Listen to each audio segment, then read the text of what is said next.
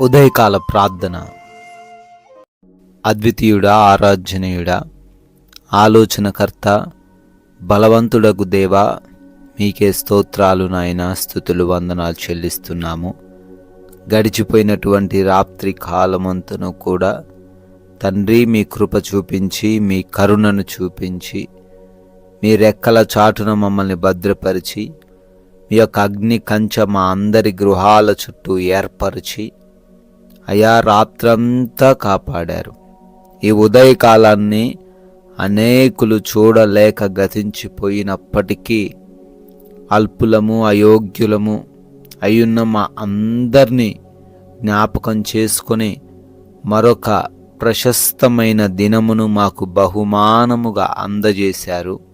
అందును బట్టి మీకే లెక్కించలేని స్తుతులు, స్తోత్రాలు, వందనాలు చెల్లిస్తున్నాం ప్రభువా.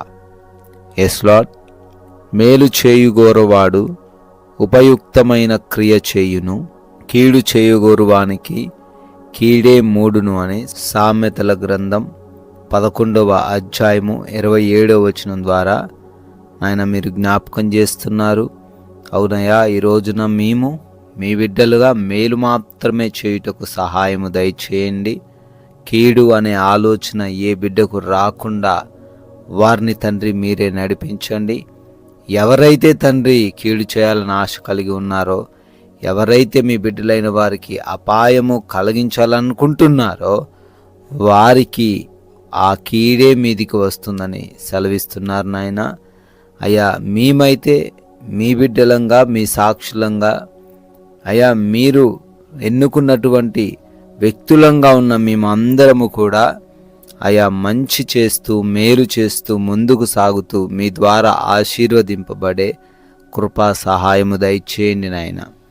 ఎంతమంది బిడ్డలైతే ఈ ఉదయకాలాన్నే లేవగానే ఈ ప్రార్థనలో విశ్వాసంతో ఏకీభవిస్తూ ఉన్నారో వారందరిని బట్టి కూడా ప్రత్యేకంగా ప్రార్థిస్తున్నాం తండ్రి.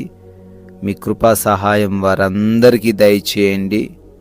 ఏ విషయంలో తండ్రి వారు ఆలోచన చేస్తున్నారో, దేని గురించి అయితే వారు ప్రయాసపడుతున్నారో, ఎందులో వారు సఫలత సాధించాలని అయా అనుకుంటున్నారో వాటన్నిటిలో బిడ్డల జీవితంలో అయా మీరే కార్యాలు జరిగించండి నాయన. ప్రార్థిస్తున్నాము.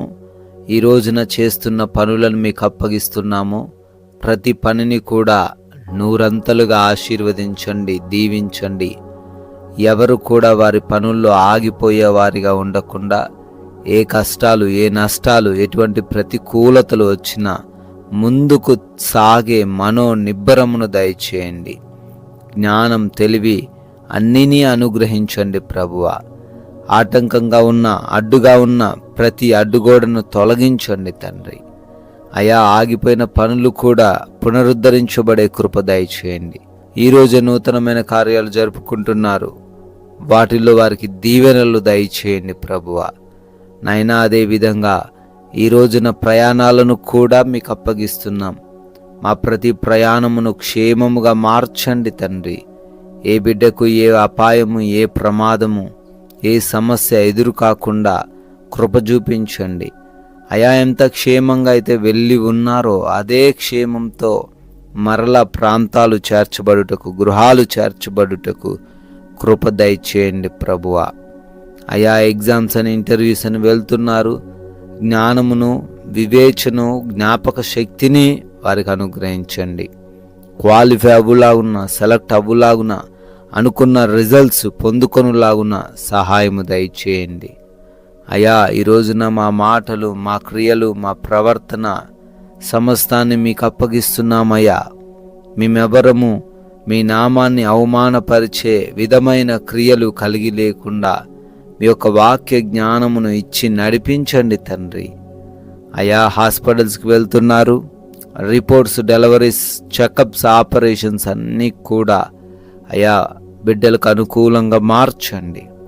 అదే విధముగా ఎవరికి ఏ లోటు, ఏ లేమి, ఏ బలహీనత ఏది లేకుండా సమృద్ధిని దయచేయండి. మంచి ఆరోగ్యము, మంచి జ్ఞానము, కావలసిన ఆహారమును, ఆర్థిక అవసరతల అన్నిటినీ కూడా తీర్చమని బ్రతిమాలుకుంటున్నాం ప్రభువా.